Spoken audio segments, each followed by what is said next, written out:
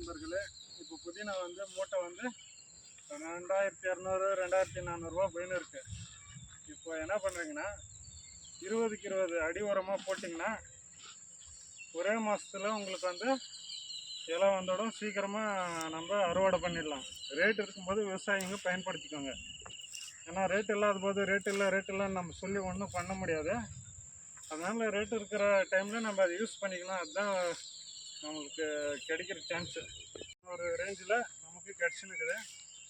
இப்போ அடி உரமாக 20க்கு 20 போடுங்க. அரை இலை வந்து ஒரு 15 நாள் கழித்து க்ரோமரு இல்லைன்னா ஐபிஎல் ஏதாவது ஒன்று போட்டிங்கன்னா 30 நாளுக்குள்ளேயே நம்ம அறுவடை எடுத்துடலாம். விலை அதிகமாக இப்போ இருக்க புதினா மூட்டை வந்து 2200 2400 போகுது. இந்த வருஷத்தில் வேறு விவசாயம் பண்ணி நஷ்டம் அடைஞ்ச விவசாயிங்கெல்லாம் இதை சீக்கிரமாக உரம் போட்டிங்கன்னா நம்ம ஈஸியாக போட்ட காசு எடுத்துடலாம். அவ்வளோதான் விவசாயிங்களே.